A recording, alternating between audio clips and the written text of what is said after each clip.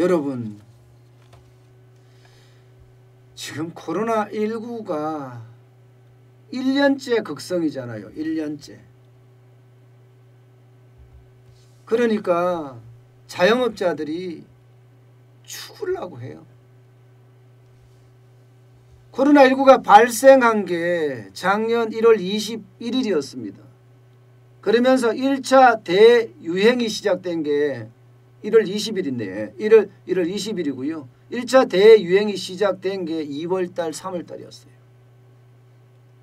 이때부터 물론 1차 때는 대구가 엄청난 충격을 받았죠. 대구 경북이. 그죠? 뭐 수도권은 그렇게 많이 안 받았다고 이야기는 하지만 그래도 그 위협감은 굉장히 컸습니다. 처음 발생되는 거고 처음이라는 것은 앞으로 어떻게 전개될지 모르기 때문에 불안감은 더 커지잖아요. 실제로 그렇게 커졌고요. 2차 대유행 때도 이게 이제 때도가 아니라 이때가 가장 심각했으니까 저는 수도권에서 이게 발생이 됐다는 자체가 이제 자영업자에게도 안 그래도 충격을 줘왔지만 이때는 아주 그 양에 있어서 엄청난 충격이었다고 말씀드리고 싶어요. 바로 수도권에 2.5단계까지 올라가고 2.5단계면 쉽게 말하면 유흥시설은 문을 닫았어요. 10개 유흥시설 문을 닫았고요. 또 고위험시설이라는 것들도 문을 닫았습니다. 일반 생활시설들만 문을 열었어요. 근데 문제는요. 그때도 그렇고요. 밤에 장사를 못하겠습니다. 밤에. 카페만 하더라도 9시 이후에는 장사를 아예 못하겠어요. 문제는요. 3차 대유행 때 이게 더 커졌다는 거예요. 3차 대유행이 시작되면서 엄청난 확진자가 나왔습니다. 그러면서 문 닫아 해서 유흥시설은 완전히 문을 닫았어요. 게다가 위험시설이라고 이야기하는 것들도 영업정지 문 닫아라.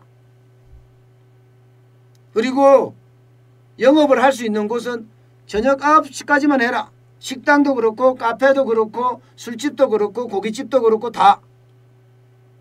그때부터 이 밤 장사를 중심으로 하는 곳 있잖아요.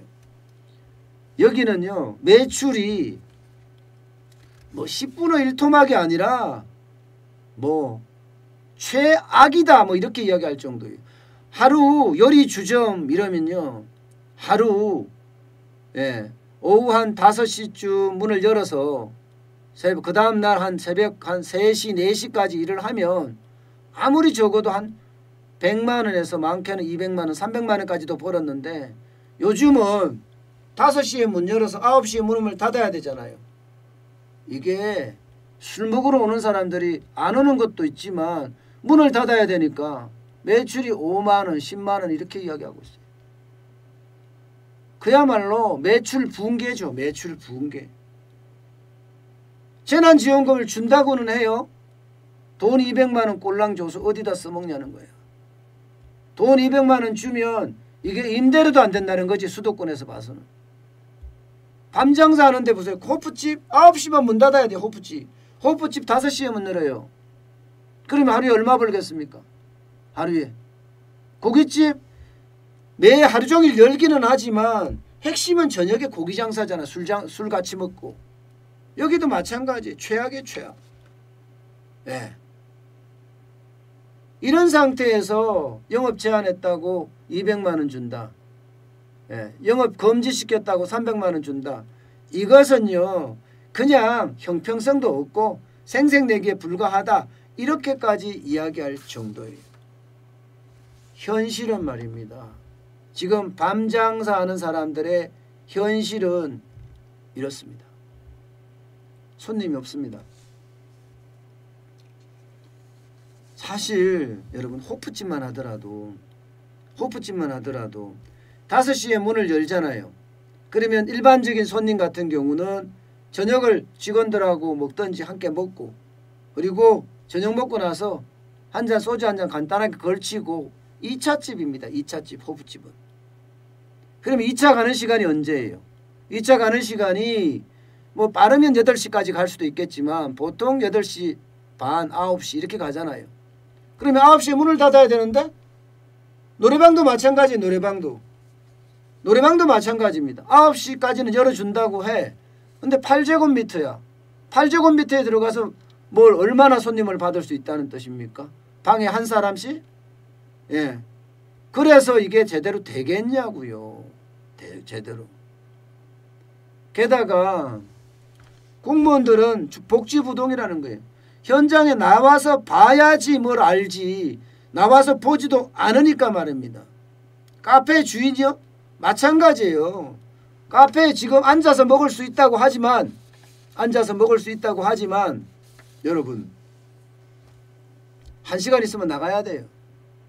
그러면 카페라는 게 사실 집에 있어서 있기 답답해서 나와서 근처 가게 카페 같은 데 와서 커피 한 잔 마시면서 수다 떠는 게 일반적인 이 카페들의 속성인데, 아니면 젊은이들은 그거 가서 또 공부도 하더라고요. 근데 1시간 있다가 나가라면 누가 들어가겠냐는 거예요. 그러니까 현장을 모르는 그야말로 그런 원칙들이 자꾸 난무를 하니까 미치겠다. 이런 얘기입니다. 게다가 지금 유흥업종 같은 경우는요. 유흥시설 운영하는 쪽은 지금 오히려 더 난리예요. 광주 광역시 같은 경우 있잖아요. 여기에 유흥업소 업주들은요. 정부 방역 지침에 반발해서 오늘부터 문 열기로 했습니다. 그냥. 지금까지는 점등 시위라고 하나요? 손님은 안 받지만 매장이나 간판에 불을 켜두면서 뭔가 시위를 해놨는데 지금 풀어주지 않는다니까 그냥 영업하겠다. 문 열겠다. 과태료 나오면 과태료 물겠다. 마음대로 해라. 이렇게까지 이야기하고 있을 정도예요. 그만큼이요. 과태료가 겁나는 것이 아니라 지금 생계가 더 겁난다. 코로나19 때문에 이게 걸려서 죽음이 두려운 것이 아니라 벌지 못해서 굶어 죽는다. 나만 굶어 죽는 게 아니라 가족까지도 힘들다. 생계까지도 막막하다. 이렇게 이야기할 정도면 그들의 마음도 어느 정도 이해가 되죠. 사실 방역 지침을 주무꾸구식으로 오락가락한 것도 문제고요. 고무줄식으로 계속 이렇게 늘렸다 저렇게 늘렸다 했던 것도 문제입니다. 원칙이 바로 서야 나라가 바로 선다고 이야기하듯이 방역 지침은 애초에 1, 2, 3단계로 나눠놨으면 이게 전쟁 중에는요. 장수도 바꾸지 않는다고 하잖아요. 전쟁 중에 장수를 바꾸지 않는 이유는요. 그 흐름을 읽지 못하기 때문이에요. 장수 바꿨다가 알지도 못하게 흐름 전쟁의 어떤 상황을 느끼지도 못하고 있는데 싸우러 나가면 당연히 죽겠죠. 그런데 방역 지침은 바꿨어요. 전쟁 중인데. 방역 지침은 3단계 하던 게 5단계로 바뀌고 그때마다 주무꾸구식으로 반발하면 또 열어주고 반발하면 열어주고 이게 사실 방역을 망친 거 아닌가요? 저는 자영업자들은 지금 그 어느 때보다 힘든데 방역 지침은 늘 이렇게 왔다 갔다 조변 석계 하듯이 늘 여반장처럼 이렇게 쭉쭉쭉 변한다는 것 참 안타까운 일입니다. 이런 방역 지침이 자영업자를 2번 울린다 이렇게 이야기할 수 있습니다.